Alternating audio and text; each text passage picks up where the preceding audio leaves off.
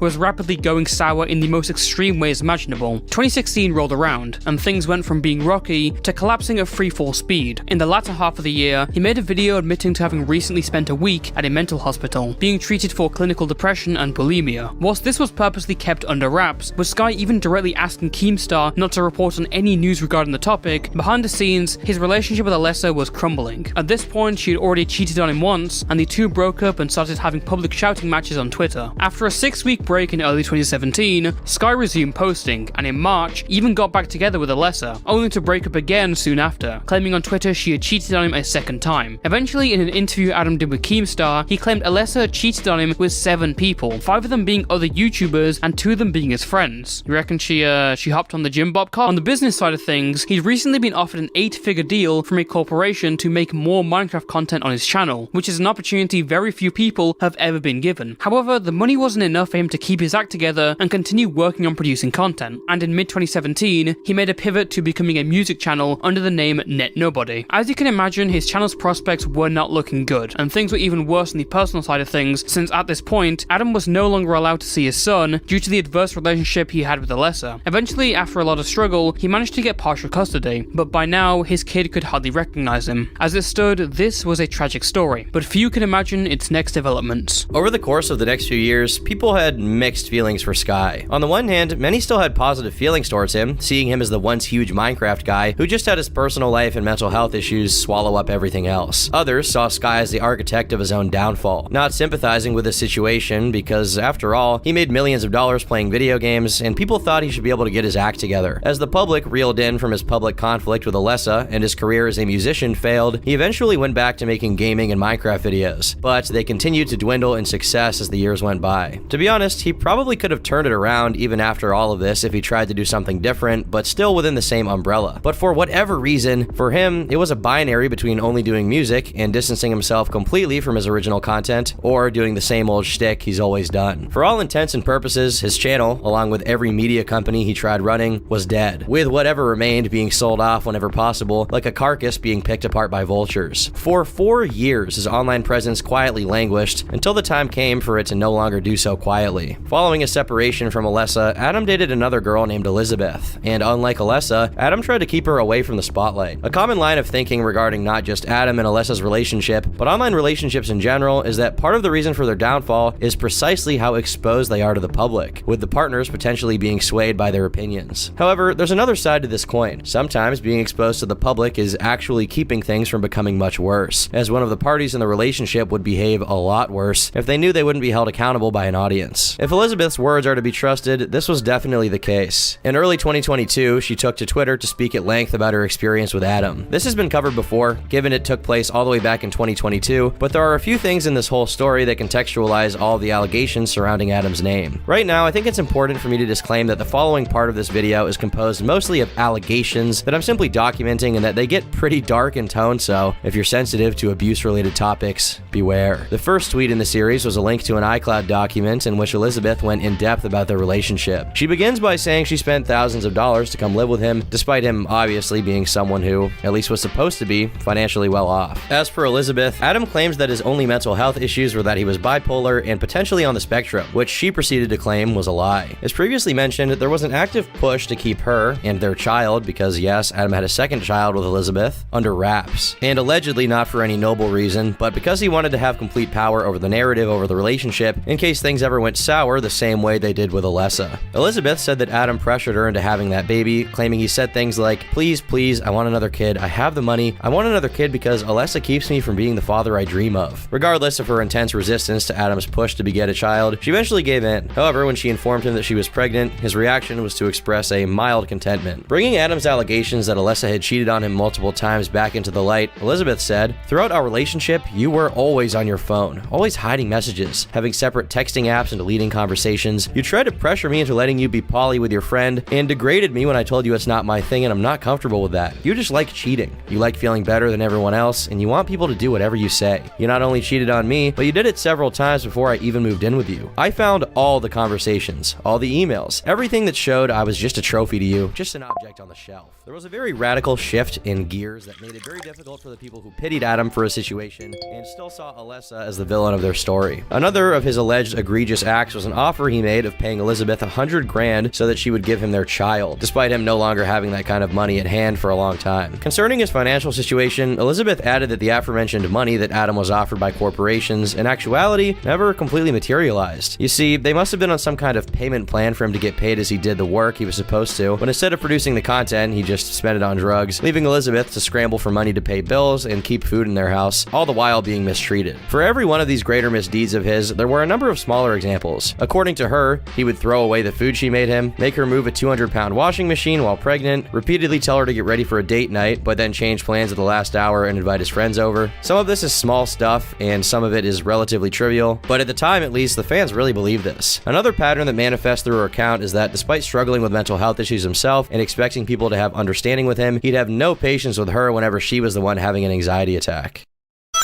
This video was brought to you by G Fuel, the world's leading energy drink brand. They sell these little tubs of powder that you can mix with water and then just get going. It's that easy. It's got an amazing taste. It's clean, caffeinated energy that will keep you laser focused while watching skibbity toilet videos all day. And there are 40 servings of this stuff in every single tub, so it's a lot of bang for your buck. And right now for March, it's G Fuel Madness, where you can buy one tub and get another one absolutely free. They just sent me this Naruto Sage Mode G Fuel, which is excellent. And I've also got my personal favorite here, Blue Ice, which is just a great flavor. Mixes with water really well, and like once again, like it tastes great. And the best part about it is there's no crash or jitters after I drink it. Don't be a loser. Buy G Fuel today with my link in the description below and in the top comment, so you can get the best powdered energy on the market, and so they keep giving me money.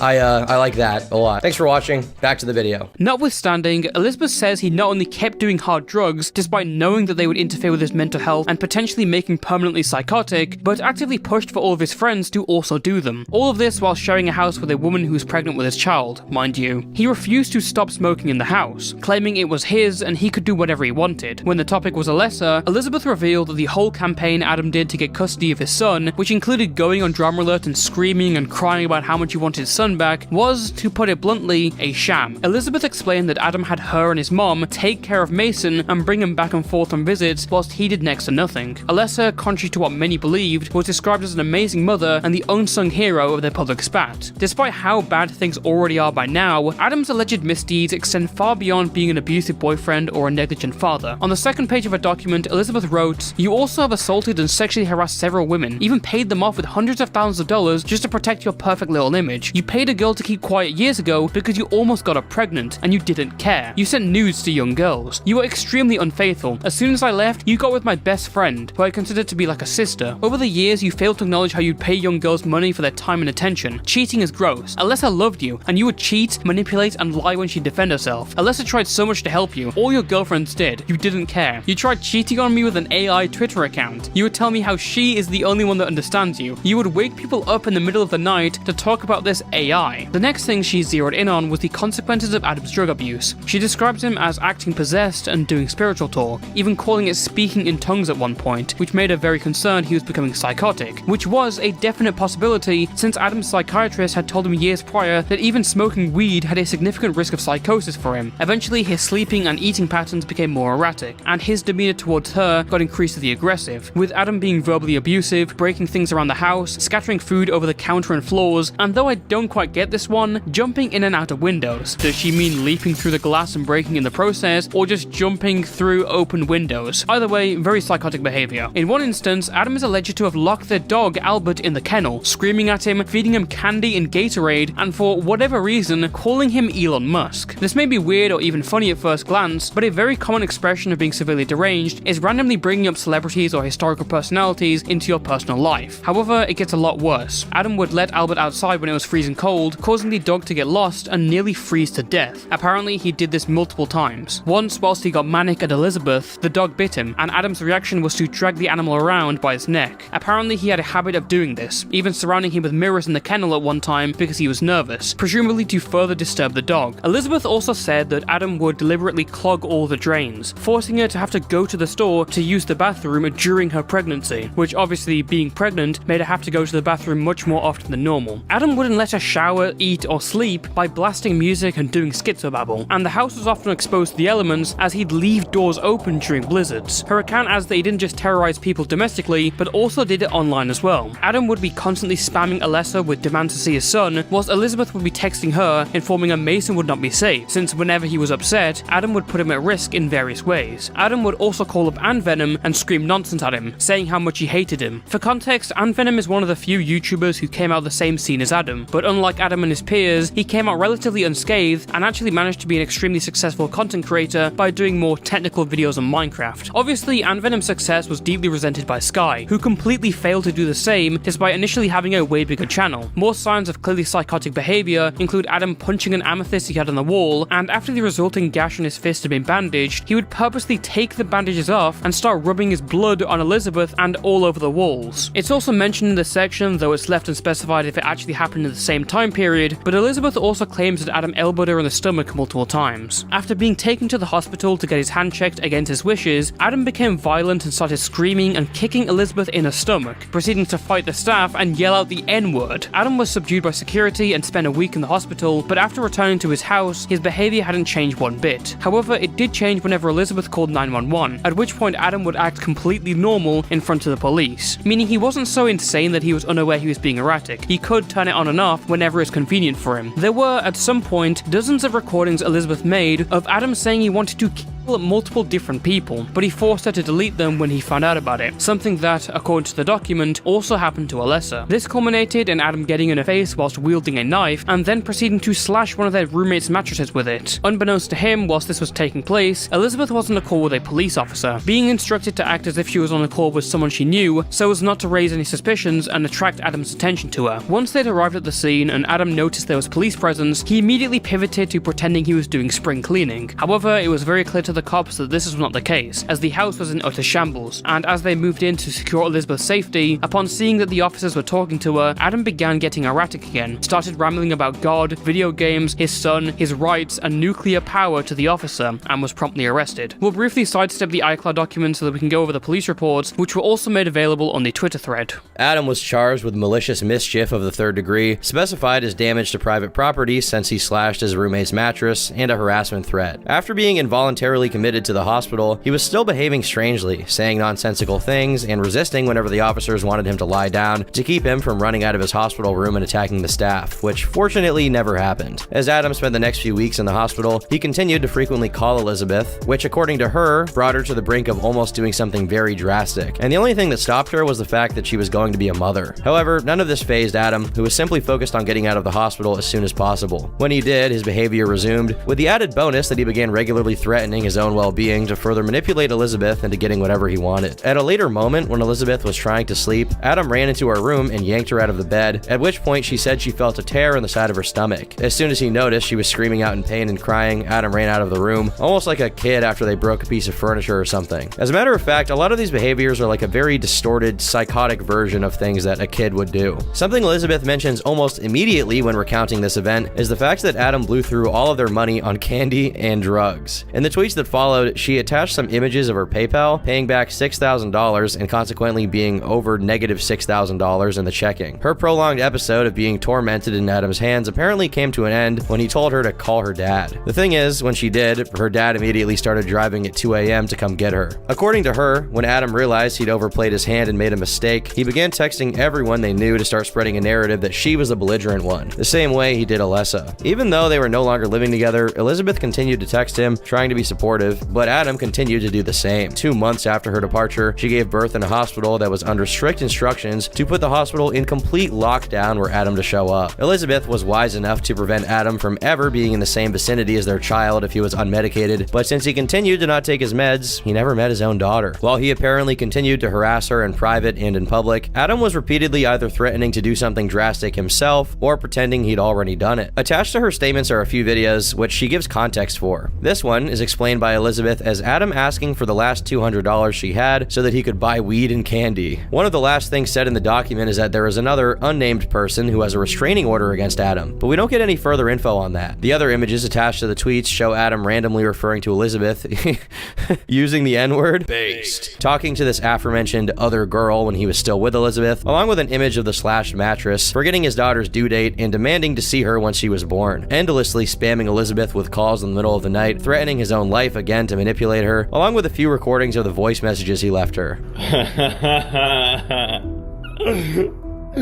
I don't respect you. The fact that she has recordings of his voice honestly gives her account a lot more credence than if she only had text message receipts. But still, as I said, I'm documenting these as allegations and not attesting to their credibility. But if there are elements of her story that you think are dubious, there are two more that really solidify Elizabeth's claims. First off, on the very same day, a former collaborator of Sky's, the British YouTuber Gizzy Gaza, also posted about his experience with him, which is also very long, so I'll give it the same treatment I gave Elizabeth's and paraphrase it. He does note right at the beginning that he had no concrete evidence for his claims since most of it took place over Skype, and he couldn't manage to find anything archived. Again, I'll have to let you be the judge of their veracity. In his document, Gizzy retells that he was the originator of the idea to make the Cops and Robbers series, in which they recreated a Halo 3 Forge map to do roleplay, and it blew up and became a landmark of early 2010s Minecraft videos. However, after inviting Adam for the second recording of it, the series got away from Gizzy, and eventually he stopped being invited to them altogether, despite playing a pivotal role in getting it started. This, according to him, was done purposely by Adam, who deliberately misinterpreted Gizzy's claim to be the originator of the map, as if he was saying he did it by himself without the help of Podcrash, the people who built the map under Gizzy's instructions. This permanently made him persona non grata in the Minecraft community. In 2014, Adam actively went around contacting other content creators and told them not to work with Gizzy, effectively a boycott coming from one of the most important gaming YouTubers of that era for seemingly no good reason. Also on the same day, Alessa took to Twitter to clarify her position on the erupting news about Sky, saying, "The only time I ever kept our son away was when he didn't have an active parenting plan set up to ensure I'd get him back after visitations. Instead of waiting for the parenting plan, Adam let Keemstar manipulate him into having a breakdown on Drama Alert. To this day, Adam blames me for the Drama Alert thing. Since we're digging up old news, I remember the time Adam wrote a love song for another girl and played it for our coworkers in front of me. My coworkers were like, 'Oh, it's so sweet he made a song about you.' I had to make it awkward and admit it wasn't about me. Then I got harassed about it for days, saying I embarrassed him in front of his employees and how immature I was being, constantly gaslighting me. And the song was for a girl he was cheating on me with, by the way. He also let her borrow my car without asking. When Dawn, his older ex, and I came together to write an affidavit against him, he bribed her by giving her the pit bull from their relationship in an attempt to quiet her and discredit everything I was saying. Like I said, he uses people and animals for his own gain. Adam likes to call me an abuser for finally retaliating at him physically after he had been chasing me around and cornering me. I lashed out after he screamed in my face that he would do everything in my power to make sure the court sees you as an unfit mother. He wouldn't move, so I grabbed his neck and punched him. And honestly, I regret nothing, and he cannot hold that over my head anymore. The sad part is, when the cops came, I didn't tell them about him physically restraining me or screaming at me. I was scared the public would find out, thus making him lose his job, thus leaving my son with no support as I didn't have a job at the time. I spent my son's first Easter in jail because he wouldn't send money to his parents to help bail me out. I sat there for 5 days. Then he tried to dox me with this information to his millions of followers to get them to mob me. At about 6 months pregnant, Adam took my car keys, my phone, my laptop, and left me in our house with no food until they came back home at around 11 p.m. The lake house was miles away from any grocery store or restaurant, otherwise I would have walked. And even if I found somewhere to purchase food, I had no money of my own. I was financially held hostage anytime I disagreed with him. Adam isolated me from my friends and family. I had no one to call, and my father was in Mexico. I had no money of my own because Adam was supporting me because I had recently given birth to our son and I wasn't working. And since everyone's been asking, yes, they are also the reason I no longer have access to my old YouTube channel. Later on, Alessa shared a message she allegedly got from Adam's mother, which read, "What is the end result you're looking for here? Adam forced to work a menial job like 7-Eleven or McDonald's? Well, prepare for $25 a month of child support. DSHS will lower the payments to what he'll be able to pay. You'll have to get a job. You destroyed his singing career, now you've wrecked his life and livelihood. You accuse him of the worst crimes via vigilante justice. No defense, no judge, no jury. Just an angry mob who doesn't really know what went on. But I was there for your bad actions as well as his. Grow up and stop using the angry mob to feel better." It's interesting interesting to me that the first thing expressed in her message is the idea of Adam working a regular job and how horrible that would be, trying to make it about the child supports, and willingly ignoring the fact that at this point, Alessa already had a job and was supporting Mason on her own income. While the image we got of Adam's mom from Elizabeth was a more positive one, if this message she sent Alessa is genuine, it may be the case that her motivation for helping Adam's victims out is so that it never gets so bad that Adam does something that lands him in prison. Basically, cleaning.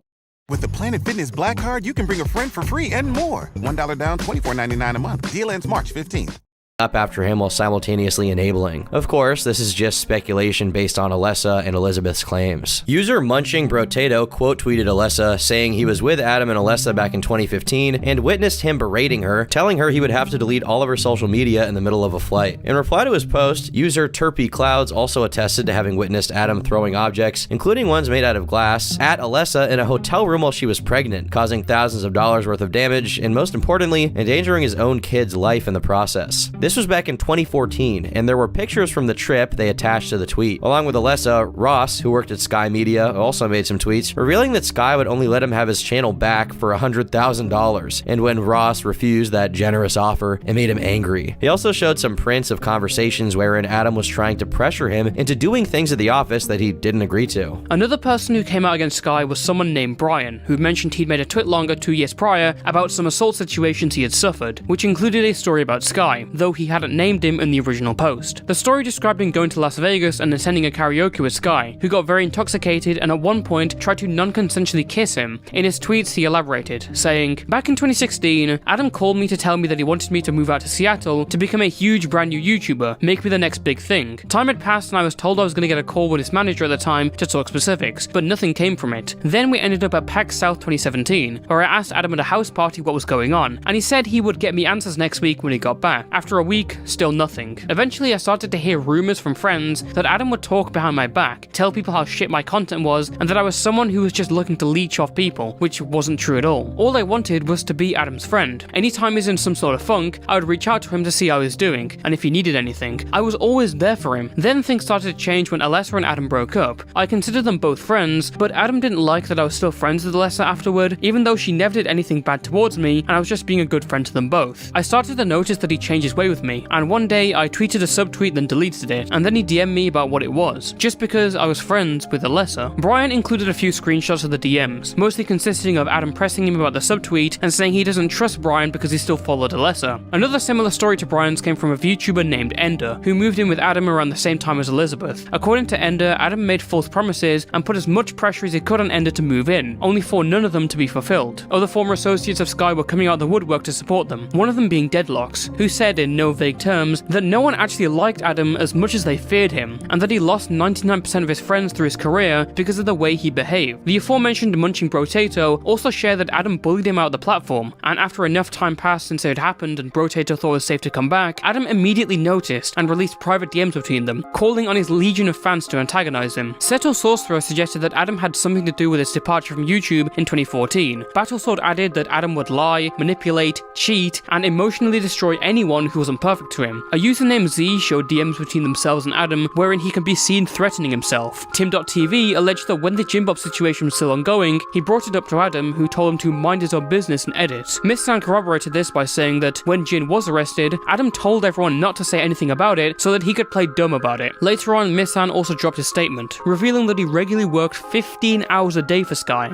and once he quit, he instantly started tweeting out a bunch of lies about him, vilifying him and resulting in Sky's fans following suit and harassing Missan, which culminated in him distancing himself from creating content and just becoming an editor for somebody else. The insane work hours aren't just Missan's claims either. Another user by the name of Sub also relayed that he was working not 15 but 20 hours a day when he was just 15 years old, 6 videos and 6 thumbnails per day, plus 2 animation videos a month, and being so devoted to his work under Sky that he convinced his parents to potentially relocate so that he could continue working. However, after a while of Sub basically running Sky's channel, he was unceremoniously unceremoniously let go, which absolutely crushed him. Fortunately, he quickly came to realize this was a blessing in disguise, as his working conditions were absolutely exploitative, especially since, if I'm understanding this correctly, Sky was telling him he couldn't afford to pay him, despite raking in millions on his main channel at the time. A very similar story came from someone named Queen Cat, who reported being 13 to 14 years old when they were editing the Do Not Laugh videos for Adam, again for no pay at all. Sky's way of repaying their labor was to promise to put their names in the description, which is already pathetic in and of itself, but even then, he wasn't able to fulfill his promise. After repeatedly complaining to Sky about it, he replied that he would shout their name out in another video, which again, never happened. A lot like Substory, it crushed them to see their work, which they were only able to do by sacrificing time in school and with their friends, going completely without meaningful credit. A day after Elizabeth's original tweet, Ann Venom came out on Twitter to share his own experience with him. This wasn't a stranger or an ex-girlfriend, but someone who'd worked with him at a point in time, giving a lot of weight to his words. In his Pastebin post titled, "Adam doesn't deserve our forgiveness, but I still hope he tries to earn it," he said, I want to preface this by saying that ever since 2013, I've been kept just outside of arm's reach of Adam, so I was spared from much of what you may have heard from others. I've known Adam, also known as Sky Does Minecraft, also known as Net Nobody, since 2009, prior to the creation of the Sky Does Minecraft channel. I was there when Adam was trying to get his channel off the ground, and I coached him a lot throughout 2012, which is when the Sky Does Minecraft channel initially blew up. I met Sky when he contacted me, joking about a RuneScape video I had made. I can't say we were the closest of friends, but we communicated often all the way through 2012. Myself and Caveman Films even did a fundraiser livestream for him in 2011, link below, so he could buy a new PC, which he ultimately did, and that allowed him to start his Sky Does Minecraft career. I would be lying if I said I hadn't felt at least a little bit of guilt and feeling like I had ever helped Adam, like this may have never happened. In the weeks leading up to his channel blowing up, he would often ask me to record with him as it was something we enjoyed. By this point, I had somewhere in the neighborhood of 500,000 subscribers. As time went on, he would ask to record with me a lot because he enjoyed it, and I enjoyed it. I was a hard ass on him about his repeated requests in early July of 2012 because he began asking me to record a little too much. At the end of the day, part of my motivation for being a hard ass was to motivate him. By the time the middle of July had rolled around, he did just that, and we recorded Minecraft Tennis. I firmly believe Adam would have blown up without my assistance at this point, but Adam definitely blew up a lot following the release of this video. And I mean a lot. He went from tens of thousands of views per day to the high hundreds of thousands. I have archived Skype screenshots from 2012 that I looked at yesterday that showed just how excited Sky was. Sky saw nearly overnight success. Some of you may know, earned income on YouTube isn't paid until 30 to 60 days following the end of that month. So while Sky did see overnight success, he did not get any money for it for a few months. I firmly believe that July through August of 2012 were the absolute happiest I ever saw Adam. Within my PAX 2012 Day 1 video, link below, you can see an entirely different looking Adam, who looks so full of life and so ready to just take on the world. He had found success, but money had not yet corrupted him. My memory after PAX 2012 is hazy, but I do remember the first time our friendship became strained was when he organized and did not invite me to Survival Games 5, the video for which is linked below. Considering that I won the first 3, and considering how good of friends we were prior to this time, something seemed up. Now I want to make clear that this is water under the bridge. I forgave this a long time ago. The reason I bring this up is this is when I began to always be greater than an arm's distance away from Adam, which is why I feel I was spared. In the years following, I heard I was in discussions to be invited into Team Crafted, but later heard Adam struck down that idea. Again, it seems I was spared. The last time I can ever recall seeing him in person was when he was working at Sky Media and we had lunch together. Fast forward to sometime into and after 2018, I began to see just how far Adam had fallen. I need to be extremely careful not to disclose specifics, but Adam called me as a friend to discuss the delusional ideas that he was completely enthralled with. At some point in 2019 or 2020, I had gotten a few calls from Adam wherein he was clearly not in a good state of mind. His home was an absolute wreck and he was frequently in some kind of psychotic state. I can confidently say that I was scared during these calls. I was scared that I would be the trigger for him to do something bad, even though all I wanted to do was support him and calm him down. Adam has been my friend since 2009. Even if I felt the odds were absolutely stacked against him, I always wanted him to have an epic comeback, find peace, and live happily. But again, because I was kept just outside of arm's reach, I had no idea about the things that were going on that Liz described within her message. All I can confidently say is that me and Liz did speak the one time she mentioned we spoke, and it was very brief. The last time myself and Adam spoke was within the last few months when he borrowed a bit of grocery money from me, which he did 2 or 3 times within the past year. Nothing overly major, as I would have said no to anything I wasn't comfortable with. The last time he borrowed from me though, I told him it was the last time I could help him financially unless he was able to pay it back and have an amazing comeback, whether it be with videos, music, or whatever his life passions were. I just wanted the best for my friend, and I still want the best for my friend. Adam did some truly unforgivable things that other people have shared their stories about, and he's especially done unforgivable things within the past few years, which I believe were directly influenced by him losing the remainder of his earned wealth. I will only consider some kind kind of forgiveness if he does what I think nobody expects from him at this point and actually strives to fix his life, and then does so and proves to even the harshest of skeptics that he's giving it his all. While Aunt Venom was unable to corroborate many of Elizabeth's more